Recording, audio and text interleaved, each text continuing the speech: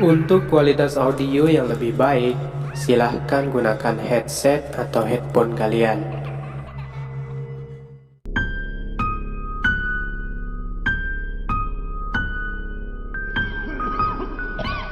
Bagi kalian yang punya cerita horor atau pengalaman menyeramkan, silahkan bisa dikirim melalui email yang ada di deskripsi.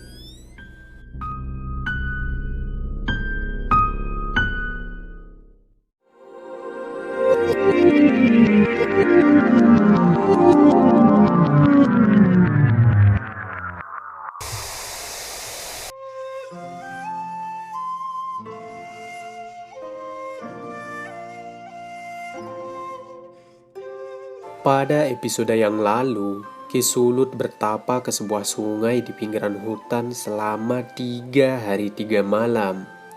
Dari pertapaannya itu, ia berhasil mendapatkan keris naga sasra dan kitab ajian inti lebur saketi. Selanjutnya, setelah mendapatkan kitab ajian inti lebur saketi, Ki Sulut pun pulang ke rumahnya. Ia tampak segar sekali. Padahal sudah 3 hari 3 malam tidak makan. Namun Ki Sulut terlihat seperti orang yang baru pulang kondangan. Sesampainya di rumah, Ki Sulut mempelajari kitab ajian itu. Kitab itu ditulis dengan aksara Sasak. Sebagian orang juga menyebutnya aksara Kawi atau lebih dikenal dengan Hana Caraka. Untungnya Ki Sulut paham. Namun, untuk menguasai ajian itu, tentu ada syarat yang harus dipenuhi oleh Ki Sulut. Tertulis dalam kitab itu, apabila Ki Sulut ingin menguasai ajian inti lebur saketi, maka ia harus berpuasa mutih selama 7 hari 7 malam. Tidak boleh makan apa-apa selain nasi dan air putih. Namun itu bukanlah masalah yang berarti bagi Ki Sulut, karena tidak makan pun dia pasti sanggup. Lagian kalaupun bisa makan nasi putih, Ki Sulut sangat bersyukur, karena biasanya dia hanya makan ubi rebus saja, dan itu sudah cukup. Ki Sulut pun mulai puasa mutih, sambil mempelajari mantra-mantra yang ada di dalam kitab itu. Ternyata isi kitab itu bukan hanya ajian inti lebur saketi, tetapi banyak juga ajian-ajian yang lain dan mantra-mantra untuk mengobati penyakit. Singkat cerita, setelah 7 hari berpuasa mutih, pada hari terakhir Ki Sulut merasakan ajian-ajian yang ada di dalam kitab itu secara ajaib masuk ke dalam tubuhnya. Begitupun dengan mantra-mantra pengobatan. Ki Sulut hafal begitu saja secara ajaib. Ternyata baru diperhatikan oleh Ki Sulut. Di lembar terakhir kitab itu tertulis bahwa siapa saja yang sudah menguasai ajian inti lebur saketi, maka dia juga akan menguasai ajian-ajian lain dan mantra-mantra yang ada di dalam kitab itu, tanpa harus mempelajarinya. Ki Sulut merasa lega. Dengan begitu berarti kini ia sudah menguasai ajian inti lebur saketi. Tidak lama setelah itu, ada yang mengetuk pintu rumah Ki Sulut. Ki Sulut pun bergegas menutup kitab itu dan menyimpannya di bawah tempat tidur. Lalu Ki Sulut berjalan untuk membuka pintu. Ternyata yang datang adalah Jaka. "Ki, perkenalkan, saya Jaka, cucu dari Mbah Tirta dan Nini Sri," kata Jaka sembari memegang dadanya dengan tunduk menunjukkan rasa rendah hati. Ki Sulut pun mempersilahkan Jaka untuk masuk. Mereka berdua duduk di atas dipan besi. "Bagaimana keadaan Mbah dan Nini Mucu?" tanya Ki Sulut kepada Jaka. "Itulah yang membuat saya kemari, Ki. Nini Sri baik-baik saja. Namun Mbah Tirta kini sedang sakit parah," jawab Jaka. Ki Sulut pun terkejut. "Kenapa dengan Tirta?" tanya Ki Sulut. "2 hari yang lalu Mbah Tirta diserang oleh bebai, Ki," kata Jaka. "Bebai itu sempat menggigit pundaknya. Namun untung dia sempat menusukkan pisau berkarat pemberian Aki ke bebai itu," lanjut Jaka. "Iya, memang aku memberikan pisau itu. Itu bukan pisau sembarangan. Untunglah mbahmu cepat melakukannya," kata Ki Sulut. "Ayo, kita ke rumahmu. Mbahmu harus segera ditolong," lanjut Ki Sulut. Memang 2 malam sebelumnya, Mbah Tirta, kakeknya si Jaka, sempat keluar malam untuk mengambil ubi. Namun belum saja ubi itu berhasil diraihnya, bebai itu tiba-tiba muncul dan menerkam Mbah Tirta. Untung saja Mbah Tirta mempunyai pisau kecil yang sudah berkarat. Pisau itu diberikan oleh Ki Sulut kepada Mbah Tirta 18 tahun yang lalu. Pisau itu memang bukan pisau sembarangan.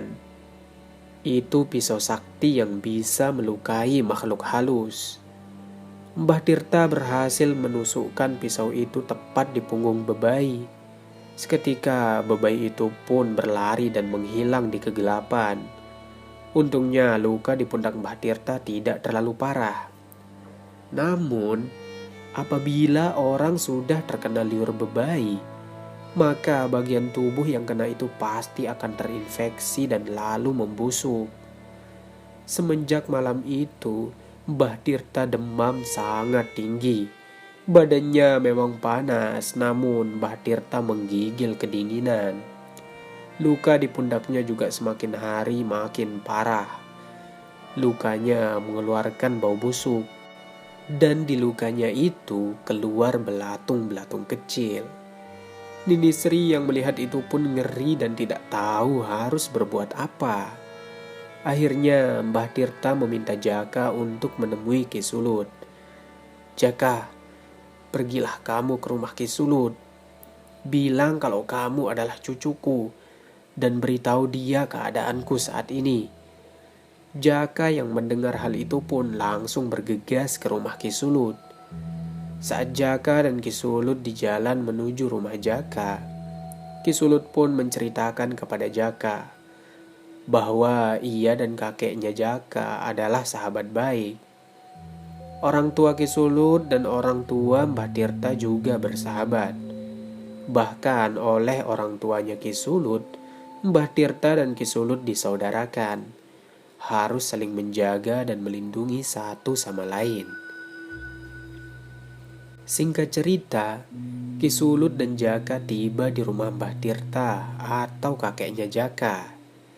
Namun ternyata mereka terlambat. Jaka dan Ki Sulut menemukan Nini Sri menangis di dekat jasad Mbah Tirta.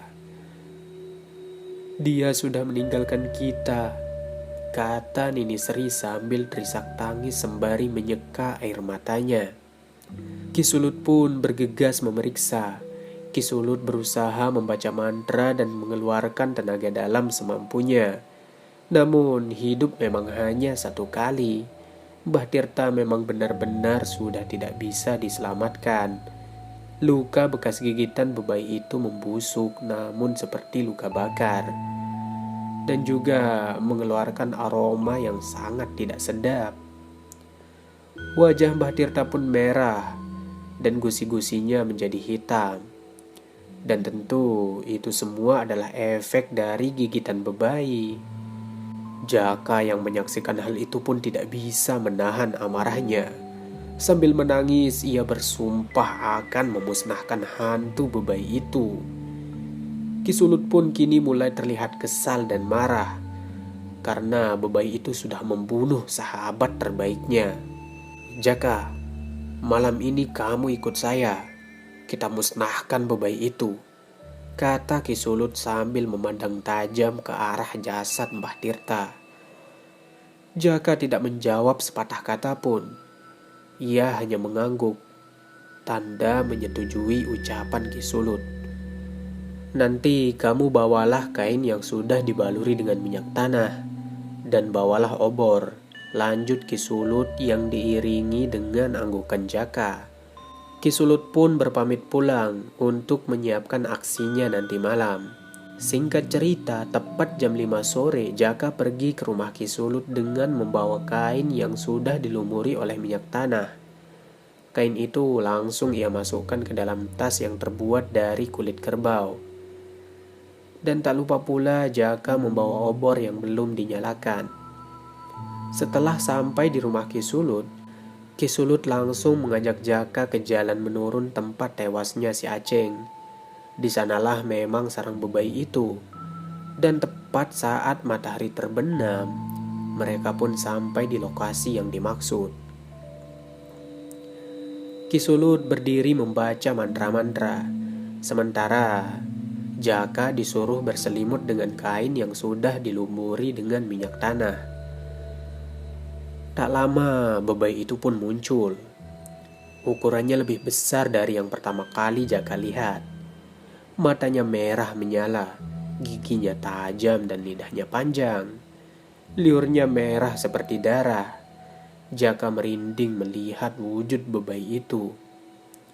Dan dengan secepat kilat, bebai itu pun menyerang Ki Sulut. Namun untungnya Ki Sulut dengan sigap menghindari serangan itu. Ki Sulut pun mengeluarkan keris naga sasra. Dan ia pun mengarahkan keris itu ke bebai. Cahaya keemasan keluar dari ujung keris itu. Bebai itu pun terkena oleh pancaran sinar dari keris itu. Ki Sulut merasa puas. Namun setelah Ki Sulut menurunkan keris itu, ternyata bebai itu berubah menjadi sangat besar. Tingginya 3 kali tinggi Ki Sulut. Matanya juga mengeluarkan api berwarna merah. Lidahnya menjulur hingga menyentuh tanah. Dan seketika saja, badan Ki Sulut dililit dengan lidahnya. Ki Sulut susah sekali bernafas. Ki Sulut mencoba menusukkan keris itu, namun tak sampai. Ki Sulut hendak mengeluarkan ajian inti lebur saketi. Namun karena tidak bisa bernafas, ia pun sulit mengeluarkan kata-kata apapun. Kini keadaan Ki Sulut semakin terdesak. Keris yang ada di tangan Ki Sulut pun terjatuh. Melihat hal itu, Jaka segera berlari mengambil keris itu, lalu menusukkan keris itu tepat di kaki bebai. Seketika bebai itu pun meraung kesakitan. Suaranya menggema di langit. Ki Sulut pun terlempar dan tubuhnya mengenai pohon yang lumayan besar. Darah keluar dari mulut Ki Sulut. Jaka dengan sigap berlari menghampiri Ki Sulut. Sambil menahan rasa sakit, Ki Sulut berpesan kepada Jaka, "Jika malam ini aku mati, ambillah kitab di bawah tempat tidurku.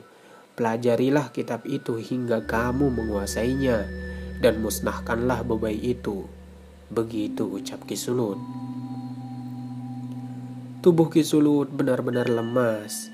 Ia tak mampu mengeluarkan ajian inti lebur saketi. Keris naga sasra pun kembali ke tangan Ki Sulut. Dan bebai yang tadinya berukuran sangat besar, kini ia kembali ke ukuran aslinya. Ia berlari menghampiri Jaka dan Ki Sulut dengan sangat cepat. Untungnya Ki Sulut masih punya sedikit tenaga untuk melemparkan keris naga sasra. Dan benar saja, lemparan Ki Sulut tepat mengenai bebai itu. Seketika langkah bebai itu pun terhenti. Lalu dengan sekuat tenaga, Ki Sulut berusaha mengeluarkan ajian inti lebur saketi. Tiba-tiba angin bertiup sangat kencang, lalu gemuruh menggelegar di langit. Dan dengan sekejap bebai itu disambar oleh petir. Seketika bebai itu terbakar dan hangus menjadi asap hitam. Buru-buru Ki Sulut mengeluarkan botol, dan Ki Sulut membaca mantra. Lalu asap hitam bebai itu pun perlahan menuju ke arah Ki Sulut dan masuk ke dalam botol kaca kecil yang dipegang oleh Ki Sulut. Selesai.